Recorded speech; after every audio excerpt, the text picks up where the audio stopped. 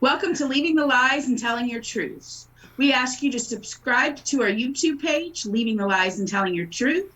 We also ask you to head on over to our Facebook page and join Leaving the Lies and Telling Your Truth.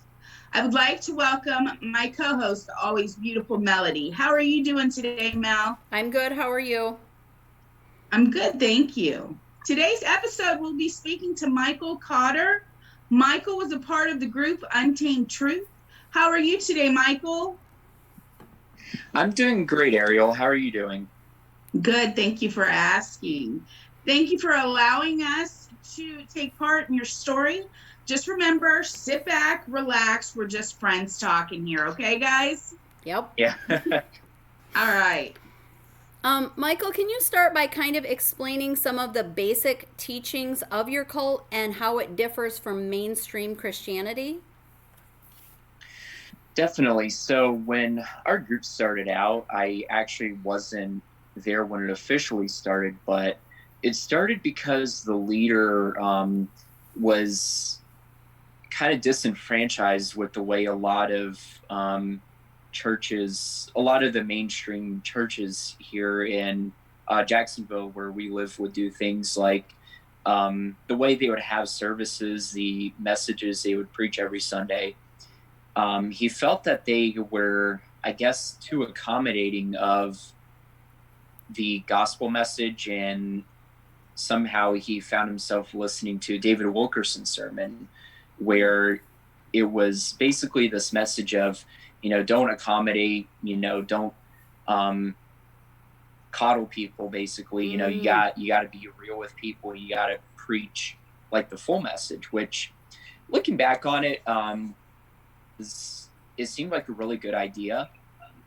The parts where, like in terms of the main teachings we had in our group, was basically the same as any other church, but where we differed was kind of this idea that we should preach more on the severity side of like people being sinners, and like really urging people to stop sinning, or something bad would happen to them, like going to hell or receiving God's wrath. The practices were also different from other like normal churches as well, because we would be very active in proselytizing people by going to different parts of town preaching, whether it was at parades or at my college at the time, or at the bars in Jack's Beach, which was a very common spot for us to go to preach at on Saturday nights. Some other beliefs that differed from mainstream Christianity were, the biggest one in my opinion was the one where we believe that once we became Christians, then we no longer willfully sinned. Kind of like, there's a term for it, and that's the idea of sinless perfectionism, where once someone becomes a Christian, they either no longer sin, period, or they no longer willfully sin, which is very different from what a lot of churches teach, where they say that, we're all sinners, we're all going to sin, which, Right. in my opinion, at least, that idea that we're all going to sin is more realistic when we look at the way humans behave, and because humans aren't perfect, we're not black and white either, which, just researching how cults work, black and white thinking is a very, very big part of thinking in those types of groups. But the way they differ is the sinless perfection idea. There's also a lot of other ideas that I'll get into, but the main one was the sinless perfection one. And also the idea that we couldn't celebrate holidays like Christmas or Easter, or even our birthdays, actually, because they were, like, the leader just saw them as being pagan. Yep. And after I got kicked out, because I actually got out of the group twice, actually. The first time was when I got kicked out in March of 2019, and it was a little after that point where they started focusing more on the laws in the Old Testament, like celebrating the holidays and things like that. celebrating the Feast of Tabernacles and Passover and trumpets? Yes. Oh, that's very similar to our cult, actually, Michael.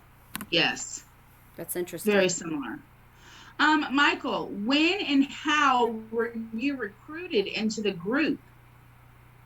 So I first met the leader and two other guys who are in the group. One of them's not there anymore, but I met them in January of 2018. It was, and that's almost 3 years ago, actually. But I met them when they were preaching at my college, because I went to the University of North Florida at the time, and on campus there's this really open space with basically has grass all over called the green, where it's kind of like a mini park where anybody can just go there and relax, or if they wanted to use their First Amendment rights to like share whatever their beliefs were, they could.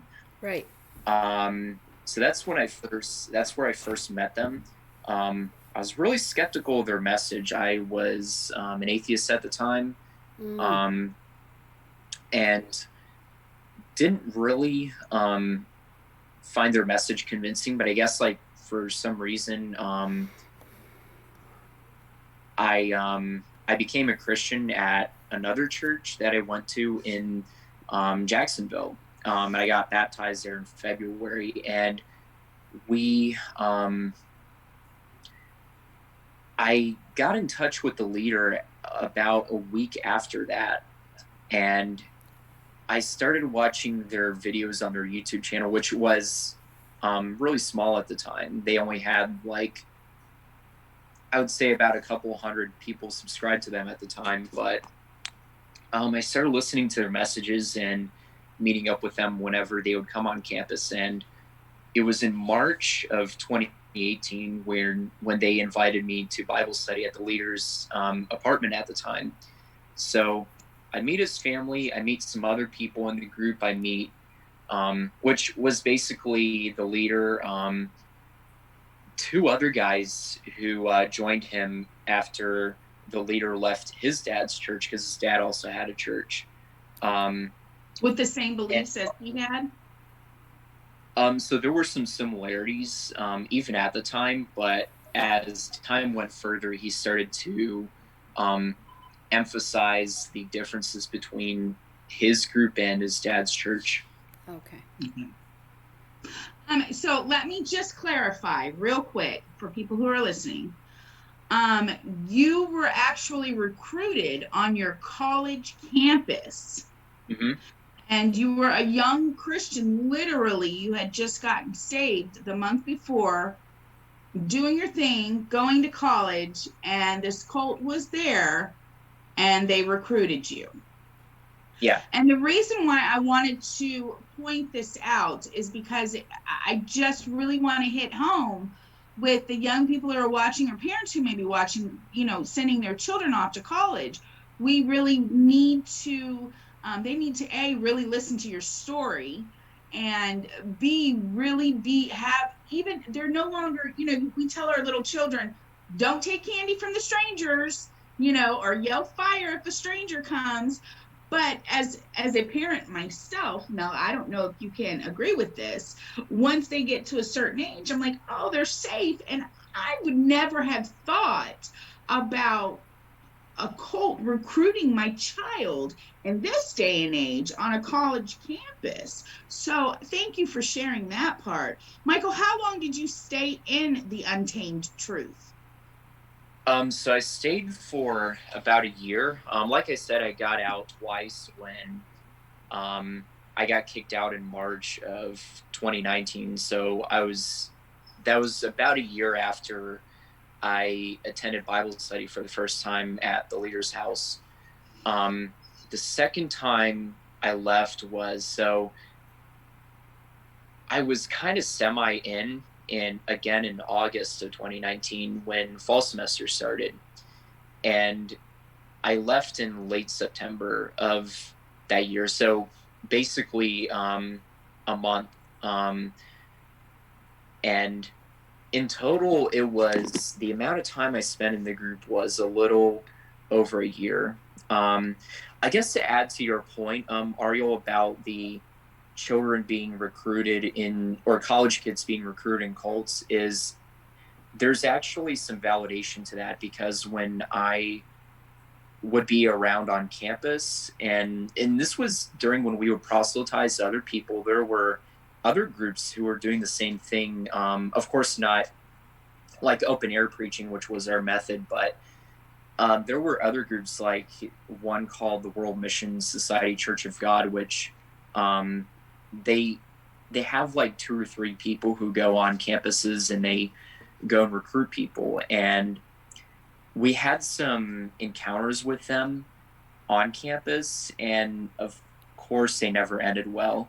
But yeah, there is some validation to what you say. I think that part of the reason, from what I've read and researched about cults, is part of the reason they tend to, that's one of the groups that some cults will target, because a lot of times it's for a young person their first time out on their own. And so it makes them a little more vulnerable to falling into a group like that, almost as kind of a replacement for their family that they may be missing, and it gives them that connection. And so they can be, not always, but they can be vulnerable to that. And it can make you an easier target. Yeah, definitely, because when you're in college, you're looking for that sense of connection and kind of that sense of camaraderie. And that's why a lot of people who find themselves in college for the first time will look for clubs, or just some people to have lunch with, or anybody that they can share some connection with. But the reason why cults are dangerous is because they take advantage of that. So it's like a form of manipulation all the way from the start, and that's how they get people in. But the reason why it's so unethical is because these kids get in thinking that it's one thing when it's actually something completely different, something that they never would have imagined they could see themselves ever signing up for. Absolutely. Nobody seeks out to join a cult. That's not in anybody's playbook. Right. That, I hope to join a cult one day. So really the truth is that for most people, it even takes a while, I don't know about you, Michael, to even acknowledge or admit once you leave that it was a cult, because it's a mind shift to really see it that way. Once you leave, it's like it's really difficult to see it that way at first, and then you're like, if you start reading and researching, you're like, oh my gosh, I was in a cult. Yeah, that is a really good point. For me, at least, I did see that with a couple of other people who got out of the group, where it did take them some time to admit that the group was a cult. For me, it was the exact opposite problem, where I was inside and I came to the realization before I left or got kicked out that the group was a cult, but I had trouble figuring out how I was going to get out. So you can have, for some people, it's the first problem where they get out and then they come to the realization that it's a cult. And other times they come to that realization before they get out. But a lot of times those people have to spend all this time and energy figuring out how they're going to leave. And that's where I think people like friends and family and coworkers and professors or anybody, like even a good Samaritan, can step in and say, like, you're coming back into society, because that's what it is, because cults isolate their members from society. So they're coming back in, and we're here to help you do that. Yes. Oh, definitely. Definitely. How many people were in the group, Michael? And I know that there's kind of a difference, because there was a real life group and then there was a kind of an online group. What were the differences in those numbers as far as real life members versus online members? Oh, huge difference. So if we're talking about online members, I'm referring to subscribers that the channel has on YouTube, which is almost 18,000 last time I checked. But the in-person group has, like, if I had to guess, I'd say between 10 and 15 people. So that's a huge difference compared to their online presence now. That is, and that brings Of me course, to my we'll next look at their, question, which is, do you think yeah. those numbers, or do you suspect those online numbers are inflated because they don't really reflect the in-person membership? So I'm not sure how exactly to answer that question. I would say that in terms of um, members online versus members in person, is it's kind of like a circle where you have like different layers of it. So like the outer layer would be like proteges of the leader and their YouTube channel, but the inner circle is basically the people online. So in terms of the subscribers online, um, I don't have any evidence right now to say that their numbers are inflated. Okay. Um, but yeah, they're, if we're talking about the amount of people they have in the group, it's actually very, very small compared to the subscribers they have on YouTube, which Right. it's expected because they're a small group, but yeah. Well, it just made me wonder if maybe some of those numbers weren't created by bots or something. You know what I mean? I was like, is that really accurate, or is that just for show? Is that just to look like there's that many people really subscribing? Because I know you can pay for subscribers. You can create that and have it look like you have a more of a following than you really have, which could give you an amount of credibility that is not real. Not real. Definitely. Yeah, and that's actually my first time finding that out too. So yeah, I do see that as a possibility. But right now I just don't have any evidence of that. Right. Right. Okay. Michael, were you expected to tithe, donate money to the group? Definitely not. So we weren't expected to donate any money to the group. And that was actually one of the differences that the leader tried to make between us and literally the rest of society, was our group wasn't going to ask people for money. Now, the thing though, is that what we were expected to give to the group was our time. And it was almost like it's almost like our entire life was the group, where we had other areas of life like work and maybe a family. But yeah, like from my experience in the group, it was almost like this group was a significant part of my life that I couldn't even imagine my life without being in the group. And for a lot of people caught up in cults, one of the common things that you'll find when you research other cults is that the members are manipulated into believing that once they're out of the group, then they can't have a happy life outside of it. Kind of like Yep. being in an abusive relationship where your significant other is gaslighting you to think that once you leave this relationship, you're never going to have anybody else. You're never going to be happy ever again. You can only be happy with me. Have you watched any of our other episodes? Michael, have you watched our other shows? I was just thinking the same thing, because we've used that same analogy before in our shows, that there is a lot of similarities between abusive relationships and cults. They tend to work very similarly. It's just a cult does it with a larger number of people. Mm-hmm. Yeah, and another tactic of going to hell. Yeah, and another comparison that I can make to cults is another type of relationship that uses the same tactics besides an abusive relationship where there's two people, is when you look at a totalitarian government like North Korea or China or the Soviet Union before 1991, those countries used extensive amounts of propaganda where they brainwashed their citizens to believe certain things about the world, certain things about other countries and people living in these other countries that weren't true. A lot of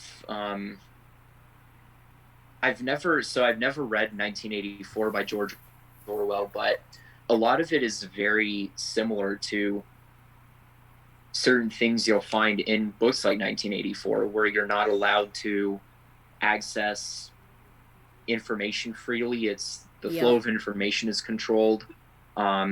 It's also filtered as well. So if it's coming from an outside source, it's filtered by somebody in the government or the cult or whichever case we're talking about, where that information is filtered to make it look like it's saying something that it's actually not. So another example would be you have groups like Jehovah's Witnesses where they print their literature, and a lot of times they'll cite other sources like legitimate Bible scholars, but what they'll do is they'll quote the scholars out of context. So the Jehovah's Witness reading that will look at that and say, well, this is what they're saying, when it's actually either a misquote or something taken completely out of context. But the thing is that they wouldn't know that unless they go and actually read the actual source. Right, exactly, because they tend to basically twist it to their own agenda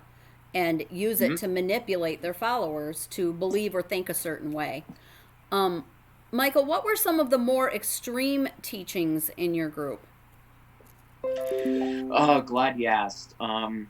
The most extreme ones were ones that weren't even in the Bible. The extreme teachings that I'm talking about were the ones where we would talk about a lot of conspiracy theory stuff, like the moon landing being faked, the Earth being flat, which I only found out that the leader believed the Earth was flat after I was in the group for about 8 or 9 months, which is another tactic that cults will use to get people in, is that you don't really know what they're about when you first meet them, but you only find out until you're really deep into it.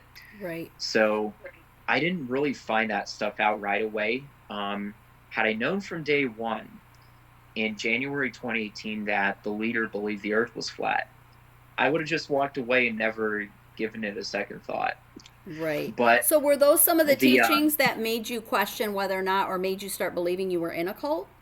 Some of that type of more extreme stuff?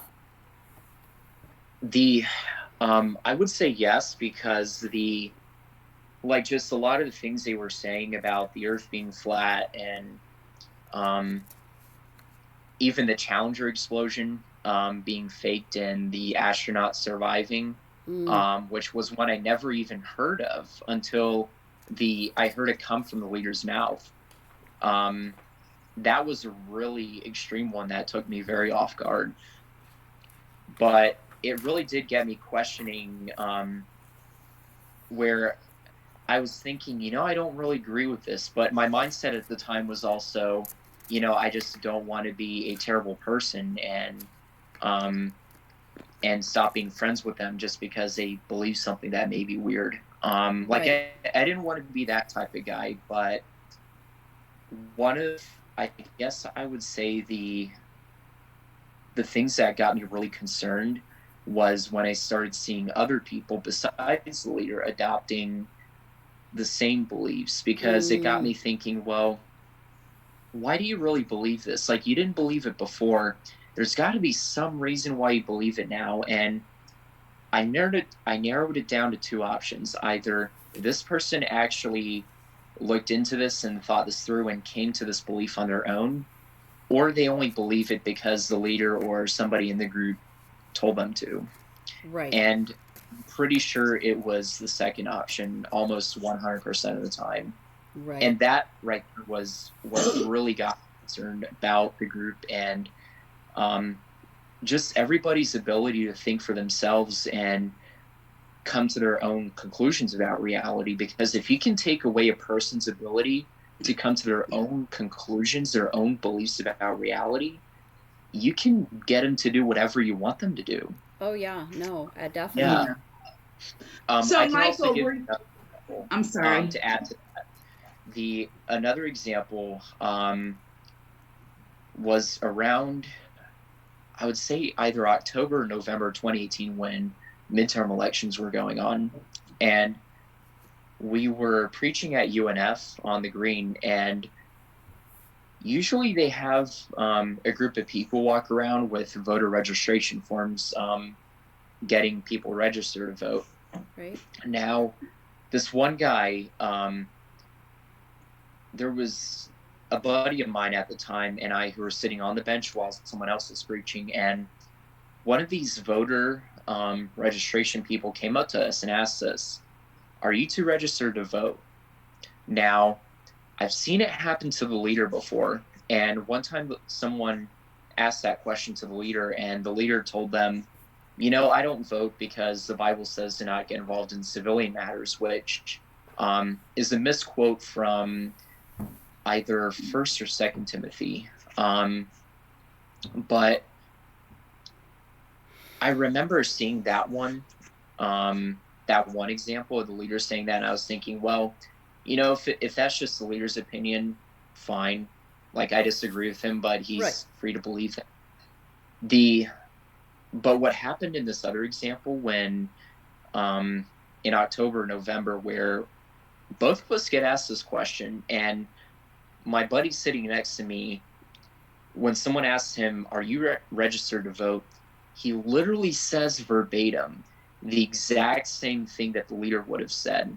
And that was very off to me because I was thinking, okay, you're just repeating what the leader says. You're not really thinking for yourself. And even at the time, that was really alarming to me. Right. Oh, okay. Were you encouraged or forced to distance yourself from those who were not a part of the group? Now, that's a tricky question because we weren't actively encouraged to cut off our family. In my situation, I lived with my parents, and to be honest, I still do. At the time, my leader said, just listen to your parents, don't do anything crazy. But in a way, we saw people in our family who weren't in the group as different from us. Kind of like that us versus them idea where they're outside the group, so they must not be on our side, basically. Now, if we're talking about friends, we were I'd have to think about that one because we were encouraged to not associate with anybody who we perceived as a sinner who wasn't a real Christian. We would have to warn them, like, hey, you're sinning and you need to repent. But if they didn't do what they were supposed to do, then we were encouraged to not associate with them. Kind of like the idea of how can two walk together unless they agree, or what does light have in common with darkness? So with that, we were given the idea to not associate with people who didn't share our same religious beliefs. And not only that, but even other Christians who we thought of as being lukewarm or not being real, genuine believers in Christ. Right. Mm-hmm. So, Michael, what were some of the more upsetting or traumatic things that you experienced while you were part of the group? There's a lot of things that happened. One of the biggest ones I can think of was there was an example where I was researching another preacher in Arizona who was college age at the time. His name was Brother Dean, and he is, in my opinion, the worst of the worst because a lot of street preachers will, if they're very fire and brimstone type, they'll come out with these extreme messages and also extreme ways of presenting them. But at this point, I'd already seen other preachers coming out with you deserve hell and all these other extreme messages. But this one really took me by surprise because this Brother Dean guy was talking about something that we all agree is wrong. And so what I'm talking about is Brother Dean's method of taking a sign and writing the words, quote unquote, "you deserve rape," and putting them on a sign and holding it in public for everybody to see while he's preaching. Wow. So his message is he's telling girls who have been raped that, I don't care how it happened. I don't care about your situation or whether you're a decent person. You deserved it. And wow. that one really Now, shocked the me. leader of your group did this? No, definitely not. But the leader of the group never did this. But I remember Was we this had our own somebody group. else that was preaching on your campus? No, this was in Arizona, and we Okay. lived in Florida. But what happened, the traumatic part was I got a link to the video of Brother Dean doing this, and I posted it in our group chat. And I was expressing my concern about it, saying, I don't really agree with it, but there were 2 people in the group who messaged back saying, we can't really judge him. We can't judge another servant of God, even though he's preaching a message that is very extreme and we all agree is wrong, like something you just shouldn't do. And that really took me by surprise. And I even remember at the time there was a girl who in our group who saw that message, and she's out of the group now, but she saw it and she just couldn't believe that these 2 other people in her group were actually defending that. Right.